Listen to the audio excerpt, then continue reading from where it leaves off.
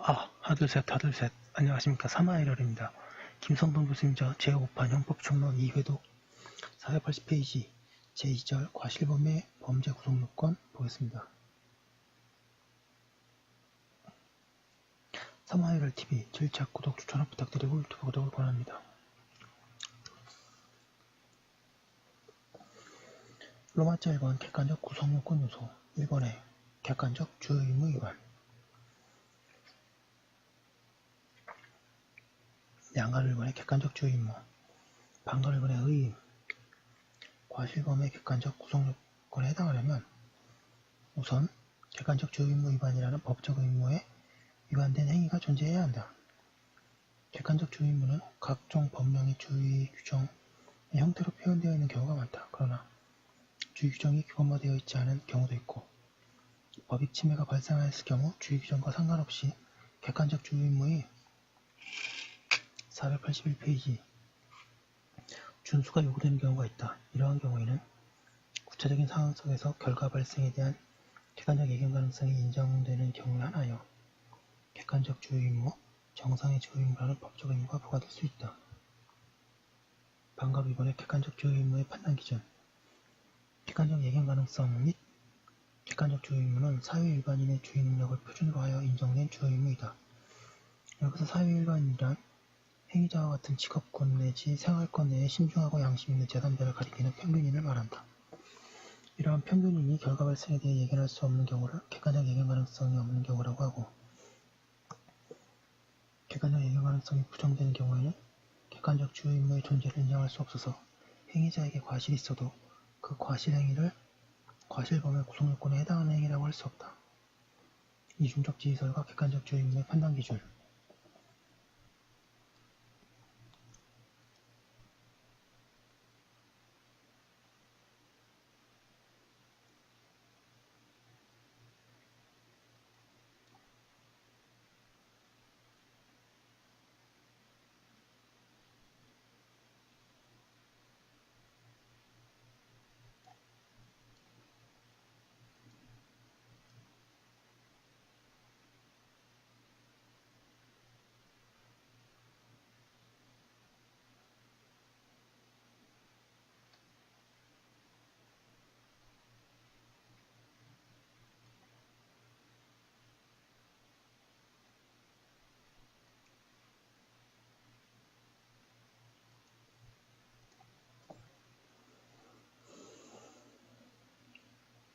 이중적 지휘설과 객관적 주의의무의 판단 기준 주의의무의 판단 기준이 무엇인가에 관해 견해 대립은 원래 과실을 책임 요소로 이해하던 고전적 범죄 체계 하에서 전개된 것이었다. 동그라미 1번에 행위자의 주의 능력을 기준으로 하여 주의의무를 판단해야 한다는 견해 주관설 동그라미 2번에 일반인의 주의 능력을 표준으로 주의의무를 판단해야 한다는 견해 객관설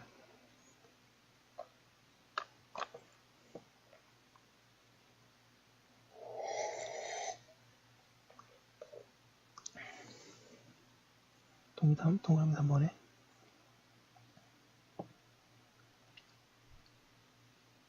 그리고 주의의무의 정도는 일반인을 기준으로 하여 객관적으로 결정하고 주의력은 행위자의 주의 능력을 기준으로 하여 결정해야 한다는 견해 절충설엔 대립이 그것이다. 오늘날 과실 개념을 주관적 과실로 이해하고 그 체계적 지위를 구성요건 요소로 파악하는 입장은 주의의무의 판단 기준에 관한 주관설의 태도를 관철시키고 있는 태도이고 이중적 지휘설은 주의의무의 판단 기준에 관한 절충설의 태도를 취한 것이다. 따라서 이처럼 이중적 지휘설을 취하여 객관적 주의의무의 위반 여부를 구속요건 단계에서 심사하면서도 다시 그 척도로서 객관설, 주관설, 그리고 절충설의 대립관계를 설명하는 우리나라의 일반 교과서의 소설 방식은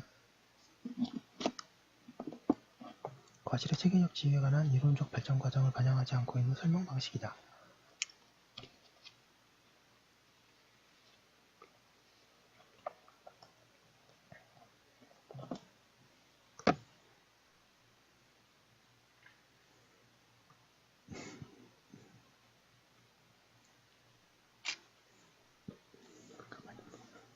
양가로 위반의 객관적 주의의무 위반 주의 규정이 존재하지 않거나 주의 규정이 존재하여도 구체적인 행위 상황 속에서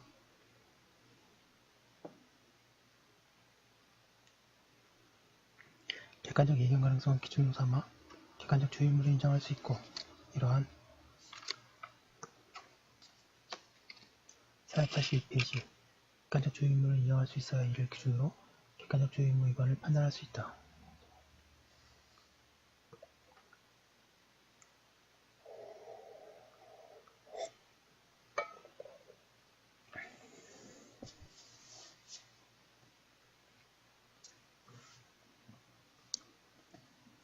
객관적 주의인물을 인정한 판례사안 동그라미 1번에 고속도로를 운전하는 자동차의 운전자로서는 상당한 거리에서 보행자의 무단 횡단을 미리 예상할 수 있는 사정이 있는 경우에는 그에 따라 즉시 감속하거나 급제동하는 등의 조치를 취해야 할 주의 의무가 있다. 동그라미 2번에 제한속도가 시속 40km의 왕복 6차선 도로의 1차선에 따라 운전하는 운전자는 무단 횡단하던 보행자가 중앙선 부근에서 있다가 마주오던 차에 충격을 당하여 자신의 택시 앞으로 쓰러지는 것을 예견해 피해야 할 주의 의무가 있다.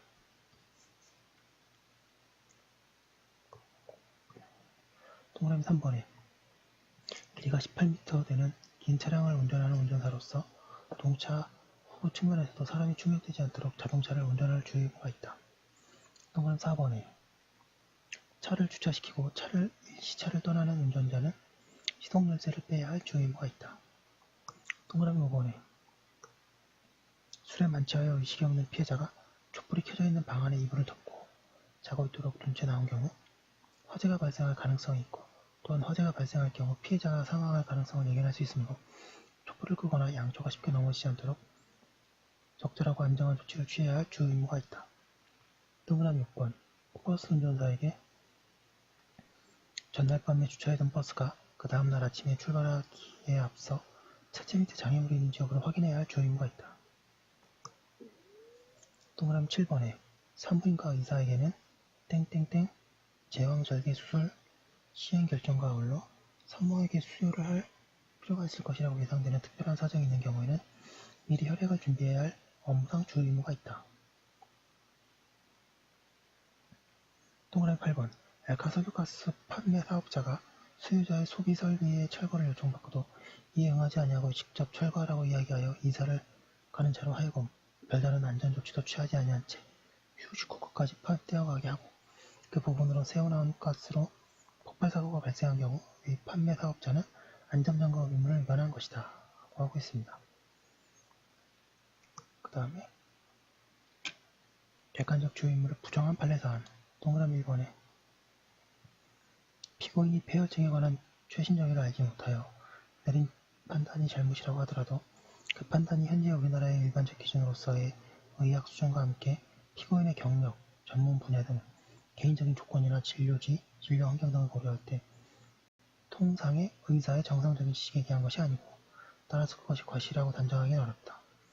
동그라미 2번에 교사가 징계의 목적으로 회초리로 학생들의 손바닥을 때리기 위해 회초리를 들어 올리는 순간 이를 구경하기 위해 옆으로 고개를 돌려 일어나는 다른 학생의 눈을 찔러 그로 하여금 우한 실명의 상해를 입게 한 경우에는 직접 징계당하는 학생의 옆에 있는 다른 학생이 징계당한 것을 구경하기 위하여 고개를 돌려 뒤에서 다가가거나 483페이지 옆자리에서 일어나는 것까지 예견할 수는 없다. 동그라미 3번에 회사 대표자에게는 유류 저장 탱크의 불순물 창고 작업 등 구체적인 작업 방법 및 작업상 요구되는 안전대책을 강구할 구체적 예고도 직접적인 주의 의무는 없다.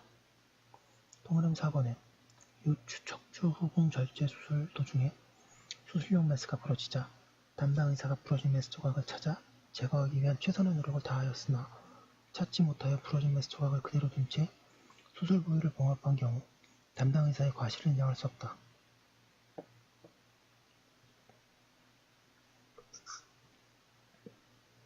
동그라미 5번에 정신병 전문의사가 평소 상당한 주의를 하였었고 망상형 정신분열 환자의 자상 내지 자살과 같은 자해인은 의학상 일에 속한 예측을 기대하지 못하는 것인데 피해자가 감시 소홀한 틈을 타서 자살하였다면 그에게 사고 발생의 원인이 된 과실이 있었다고 할 수 없다.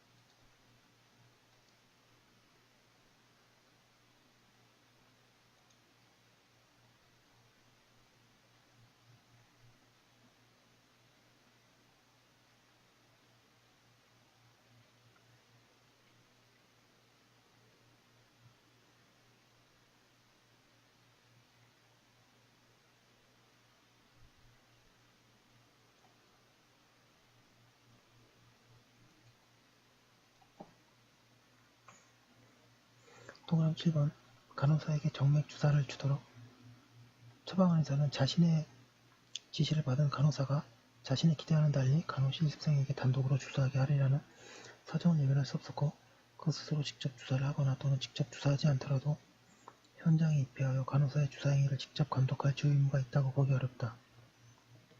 양간 3번의 객관적 주요 의무의 제한 결과 예견 의무, 결과 회피 의무라는 객관적 주요 의무는 객관적으로 법익 침해의 위험 내지 결과 발생에 대한 예견 가능성이 있는 경우에는 항상 인정되는 것은 아니다.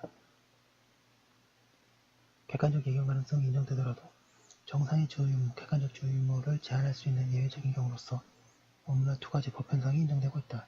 하나는 허용된 위험의 법리이고 다른 하나는 신뢰의 원칙이다.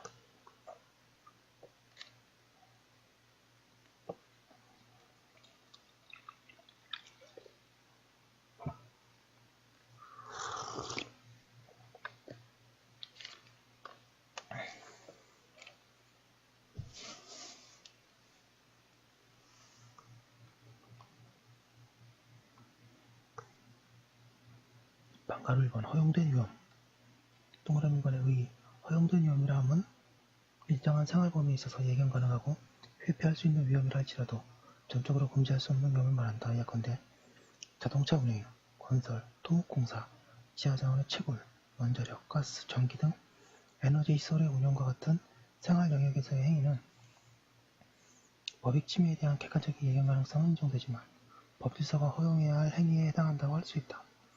형법이 허용된 위험을 인정하는 이유는 사회적 위험성과 필요성의 관점에서 일정한 정도의 위험에 대해서는 형법이 이를 감수해야 하기 때문이다. 허용된 위험을 넘어서야 한다는 점은 불법의 전제 조건이다.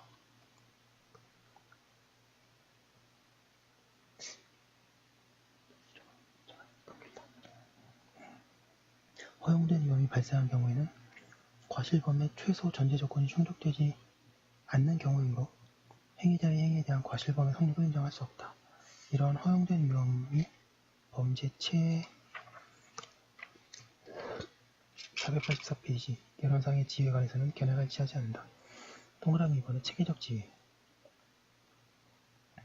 양가 1번의 독자적 기능 부임설, 집합 개념설 허용된 위험을 그 개념의 불확실성 내지는 포괄성으로 인하여 형법 체계상 독자적인 성격을 부여하는 것은 타당하지 않고 허용된 위험에 해당할 수 있는 각 유형은 이익 교량이라든가 정당 행위, 긴급 필연의 규정을 적용함으로써 해결될 수 있다는 견해이다.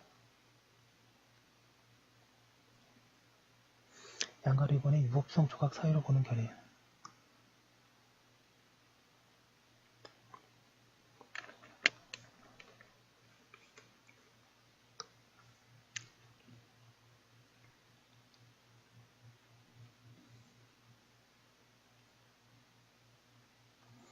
허용된 위험 상황하에서 불가피하게 발생한 결과는 정당방위나 긴급 피난과는 마찬가지로 독자적으로 위법성이 조각된다는 견해이다. 허용된 위험은 위험의 접근성이나 일정한 이익 때문에 위험시될 뿐만 아니라 원칙적으로 금지된 행위이지만 법익 교량의 관점에서 예외적으로 정당화되는 경우라고 한다. 양가로 마트 3번 구성요건 해당성 배제 사유설 허용된 위험은 사회적으로 상당하고 거래 교통에 적합한 형태이기 때문에 객관적 주의 의무를 제한하거나 객관적 규속이 부정되어 구성요건 해당성이 배제된다는 견해이다. 양가로 마트 4번의 결론 독자적 기능 부정설은 하나의 개념 속에 너무 많은 과거화를 결계되는 문제점이 있고 위법성 조각 사유설은 허용된 위험에 해당하는 행위의 형법적 의미를 정확하게 평가하지 못한다. 즉, 정당방위 또는 긴급피난과 같은 일반적인 위법성 조각 사유는 원칙적으로 금지되고 예외적으로 허용되는 것이지만 허용된 위험이 원칙적으로 허용되는 정상적인 경험을 강감하고 있다. 생각건대 허용된 위험은 위험에 대한 객관적 예견 가능성은 인정되지만 사회가 감수해야 할 한계선을 선정해주는 기능을 한다. 따라서 허용된 위험은 사회적으로 상당한 행위로서 객관적 주의 의무조차 부과할 수 없다. 앞에 설명했듯이 객관적 주의 의무 위반을 과실 개념의 본질적 요소로 인정할 수 없는 이상 허용된 위험은 가시행위뿐만 아니라 고의행위의 형법적 중요성을 부정하므로 과실범은 물론이고 고의범의 경우에도 객관적인 규속을 부정하는 촉도가 된다.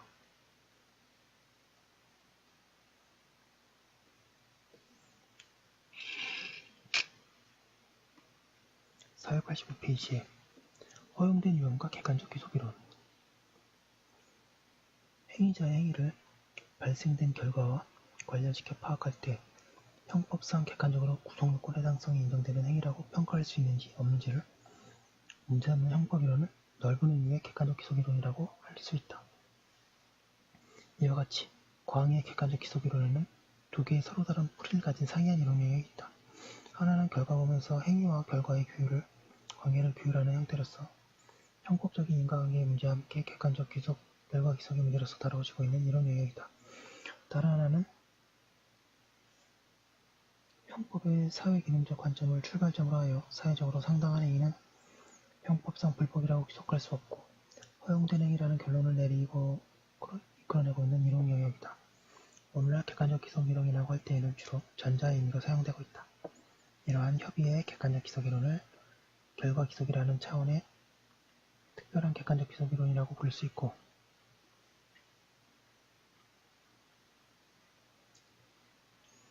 후자와 같은 행위의 일반적 불법성 여부를 평가하는 차원의 객관적 기속이론을 일반적 객관적 기속이론이라고 부를 수 있다. 일반적 객관적 기속이론의 맥락에서 설명될 수 있는 이론은 허용된 위험 이론에는 신뢰 원칙에 관한 이론, 자초유무에 관한 이론, 소극금지 이론 등을 뽑을 수 있다.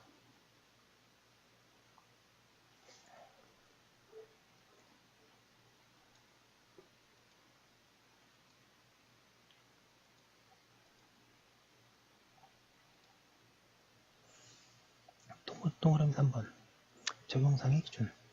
허용된 위험의 한계를 결정해주는 기준의 주요의 규정들은 부분적으로 도로교통법규, 약사법, 그리고 식품위생법 등의 기술 규정의 형태로 명문화되어 있을 수 있다. 그러나 허용된 위험의 한계를 넘어서는 주의 규정을 모두 유형화하는 것은 입법기술상 불가능하므로 관행과 조지 및 사회통념에 비춰 결정될 수밖에 없다.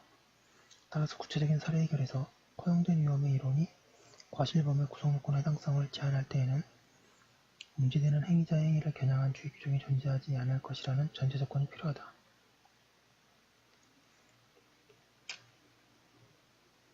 이미 주의 규정이 만들어져 있는 영역에서는 행위자의 행위로부터 일정한 위험이 예견될 수 있지만 사회적으로 유용한 행위로서 인정되고 일정한 안전규칙 내에서 이루어지는 한 허용된다고 해야 한다. 따라서 주의 규정을 준수한 행위에 대해 허용된 위험의 범위 내에 행위임을 이유로 객관적 주의를 기울일 의무가 없다고 하는 것은 동어 반복에 불과하다고 할 것이다.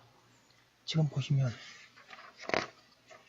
방가를 번에 허용된 위험이 쭉 나왔는데요. 학교 시험에 혹시 나오면 딱 요만큼만 써주시면 충분합니다. 더 나올 게 없고 더 나올 게 없죠. 이게 전부니까요. 이 내용 위주로 써주시면 좋습니다. 그럼 두 번째로 신뢰의 원칙 보겠습니다. 방가로 이번에 신뢰의 원칙 동그라미 1번. 신뢰의 원칙이란 행위자가 스스로 주요 임무를 다하면서도 타인도 주요 임무를 준수할 것이라고 신뢰하는 것이 상당한 경우에는 비록 타인이 주요 임무를 준수하지 않음으로 말미암아 법익 침해의 결과가 발생한다고 하더라도 행위자는 그 결과에 대해서 과실 책임을 지지 않는 원칙을 말한다. 이러한 신뢰의 원칙이 인정되기 전에 자신이 주요 임무를 다한다고 하여 다른 486페이지 사람도 주요 임무를 다하리라고 믿어서는 안되고 상대방이 주요 임무를 다하지 않고 위법행위를 할지라도 모르므로 그에 대해서 행동해야 한다는 원칙, 불신의 원칙이 적용되고 있었다. 그러나 자동차와 도로교통의 기술화, 고도화, 대량화가 일반화되고 교통질서가 정비되어 교통도덕이 널리 보급됨에 따라 불신의 원칙은 신뢰의 원칙으로 바뀌게 되었다. 동그라미 2번의 체계적 지위. 신뢰의 원칙의 범죄 체계상 지위에 대해서도 허용된 위험 이론과 비슷한 논란이 있으나 우리나라의 통설은 이를 허용된 위험의 특수한 사례인 동시에 객관적 주의 임무를 제한해주는 원칙으로 위하고 있었다. 다만 양가로 로마 7번에 제한되는 주의 임무의 내용 중에서 결과 예견 의무를 제한하는 기준이 될 뿐이라고 보는 견해. 양가로 로마 7번에 결과 회피 의무를 제한할 뿐이라는 견해. 그리고 양가로 로마 3번에 결과 예견 의무와 결과 회피 의무를 모두 제한하는 기능을 가졌다고 하는 견해 등이 대립되고 있다. 예컨대 신뢰의 원칙은 허용된 위험의 원칙과 유사하게 객관적 예견 가능성이 있음에도 불구하고 인정되는 원칙이라는 점에서 보면 결과 예견 의무와는 무관하다. 다른 한편 신뢰의 원칙은 규칙을 준수하지 않은 타인에 대해서 형사 책임이 그대로 남지만 그 타인을 신뢰하고 나아간 행위에 대해 과실 책임을 인정하지 않기 때문에 결국 결과회피 의무를 부과하지 않는다는 의미이다. 따라서 신뢰의 원칙이 제한하는 것은 결과회피 의무라고 보는 것이 타당하다.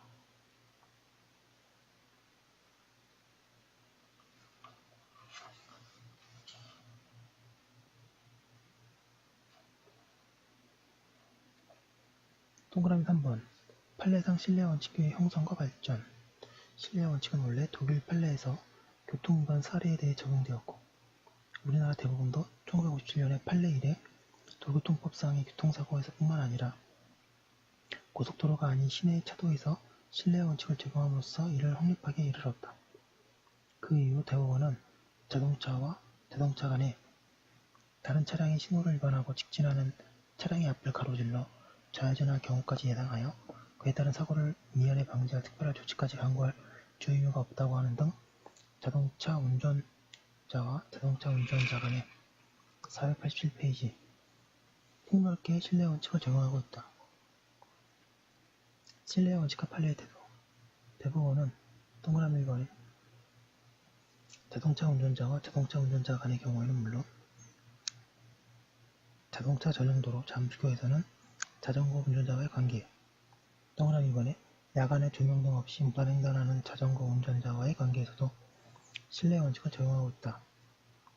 더 나아가 자동차 운전자와 고속도로를 무단횡단하는 보행자, 동그라미 4번 자동차 전용도로를 횡단하는 보행자, 동그라미 5번 고속국도상의 보행자, 동그라미 6번 육교 밑을 무단횡단하는 보행자, 동그라미 7번 적색 신호 중에 횡단보도를 횡단하는 보행자 등과의 관계에 있어서도 운전자의 신뢰를 인정하여 운전자에게 객관적 주의 의무가 인정되지 않는다고 한다.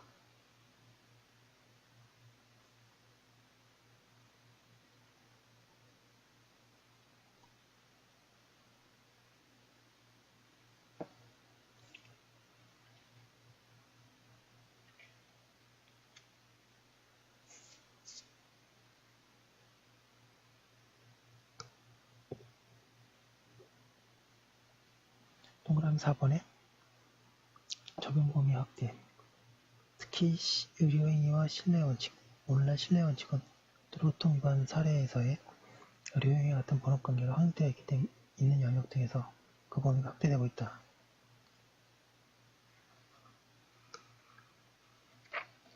양가로 맞자 1번은 의료행위인 경우, 분업적 의료행위인 경우 의료행위 관여자 상호 간에 신뢰를 기쳐줄 수 있는 분업관계가 확립되어 있기 때문에 각 관여자들은 자신의 특별한 책임 영역 내에서만 주 의무를 다하면 충분하고 다른 관여자들도 의수료 법칙에 따라 행위한 것이라고 신뢰할 수 있다. 그러나 의료행위 관여자 상호 간의 신뢰 범위는 구체적 사안에 따라 달라질 수 있다.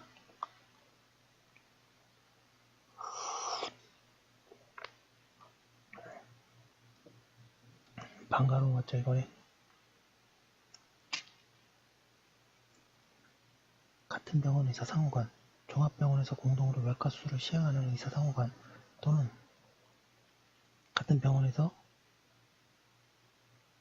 독립된 각과의 의사, 외과 의사와 마취과 의사 사이의 관계도 동일, 상호간에는 아무런 선임, 지휘, 감독 관계도 존재하지 않는 수평적 분업 관계이므로 이들 상호간에는 신뢰 원칙이 적용된다.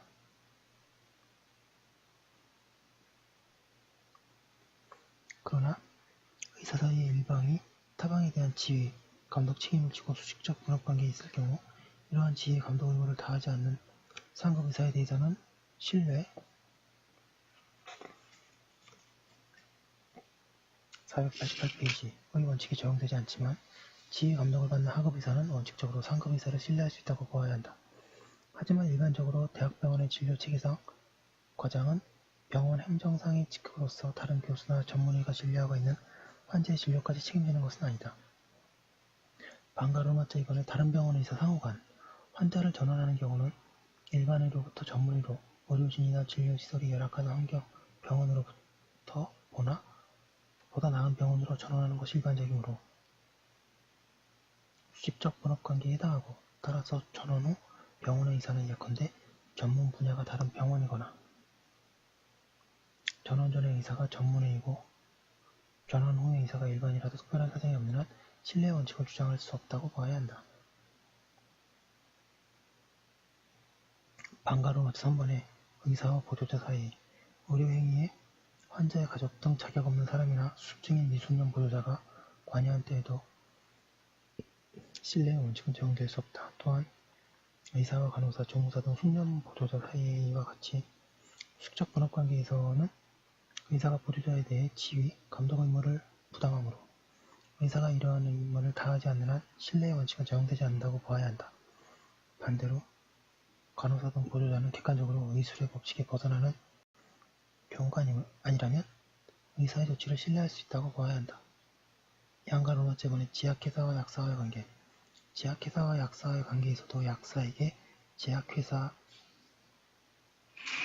서약 89페이지에서 제출된 제약품에 대한 신뢰의 원칙을 적용할 수 있다. 분업적 역할관계가 없는 경우 신뢰의 원칙을 적용할 수 있는지 여부. 분업적 역할관계가 없는 사례에 대해서도 신뢰의 원칙을 적용할 수 있는가가 문제된다. 이와 관련하여 함께 술을 마시던 4사람 가운데 2사람이 러시안 룰렛 게임을 하다가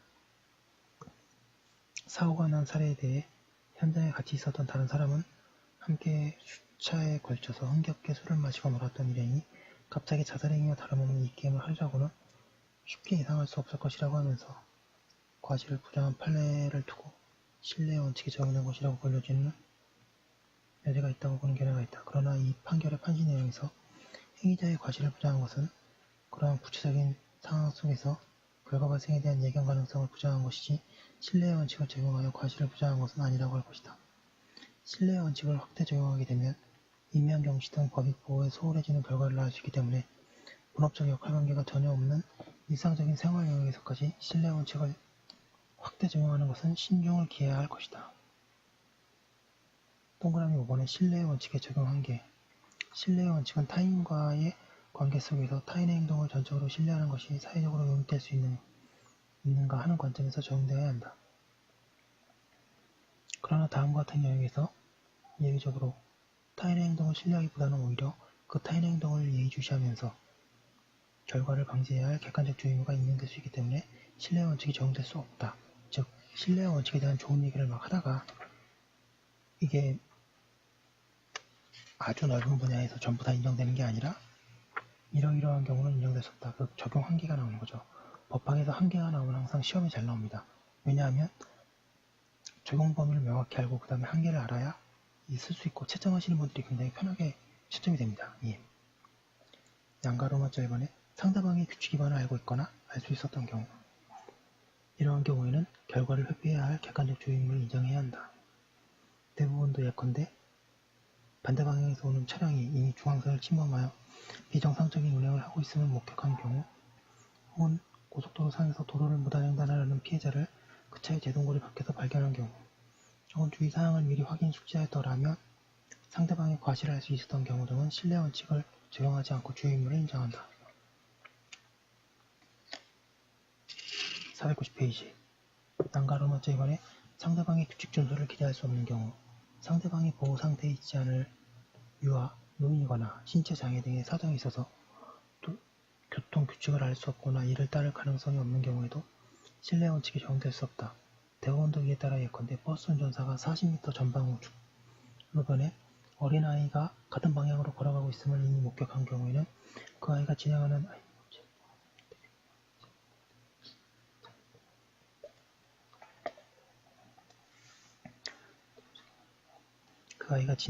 버스 앞으로 느닷없이 튀어오는 수가 있음을 예견하고 또 인한 사고를 방지하기 위하여 속력을 줄이고 그 동태를 주시하는 등 만반의 사고에 대비할 주의무가 인정된다고 한다. 양가로마저 3번에 행위자 자신이 스스로 규칙을 위반하고 있는 경우 스스로 규칙을 위반하는 자는 상대방의 신뢰를 어기고 있는 자이기 때문에 결과를 회피해야 할 주의무를 져야 한다. 대부분도 피고인이 운행하던 차량이 신호등이 설치되어 있지 아니한 횡단보도를 통로로 하여 반대 차선으로 넘어 들어가다 충돌사고가 발생한 경우에 중앙선이 표시되어 있지 않았다고 하더라도 반대 차선에서 오토바이를 운행하던 피해자의 신뢰에 크게 어긋남과 아울러 교통사고의 위법성이 큰 운전행위로서의 사고 발생의 직접적인 원인이 되었다고 판시하고 있다. 그러나 행위자의 규칙 위반이 있더라도 직접적으로 사고와 관계없는 단속상의 위반이나 결과 발생의 결정적인 원인이 아닌 경우에는 다시 신뢰 원칙이 적용되어 행위자의 과실이 인정되지 않는다.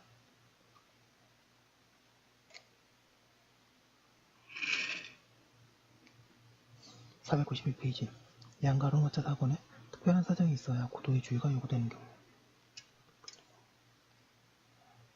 신뢰할 수 없는 특별한 사정이 있는 경우에는 신뢰하는 것이 적절하지 않기 때문에 결과 회피 의무를 이행해야 한다. 예컨대 마취 의사는 마취 방법을 선택할 경우 원칙적으로 마취를 위해 요구되는 수술 집도 의사의 집단 결과를 신뢰할 수 있지만 집도 의사의 진단이 틀렸다고 보지 않으면 안 될 정도의 특별한 사정이 있는 경우에는 수술 집도 의사의 진단 결과를 신뢰해서는 안 된다. 교통사고의 경우에도 상대방이 도로교통의 재방법규를 지켜 도로교통에 임하리라고 신뢰할 수 없는 특별한 사정이 있는 경우에는 신뢰의 원칙이 배제된다. 양가 로마자 5번에 수평적인 분업관계가 아닌 경우 분업적 역할관계가 있더라도 수평적인 분업관계 속에서만 신뢰의 원칙이 적용되고 수직적인 관계 속에서는 하급자가 상급자를 신뢰할 수는 있지만 상급자가 하급자를 신뢰할 수 없다고 해야 한다. 예컨대 간호사는 의사의 처방을 믿고 그 처방에 따라 환자에게 일정한 조치를 취하여 동거하지만 의사는 간호사를 일방적으로 신뢰해서는 안 된다. 전문의와 인턴 등의 관계에 대해서도 마찬가지다고 하고 있고요. 신뢰의 원칙은 지금 답안지로 쓰기에는 양이 굉장히 많거든요. 밑줄 위주로 정리하시면 좋을 것 같습니다. 여기까지 한 거 올려놓고 다음 거 이어서 하도록 하겠습니다. 잠시만요.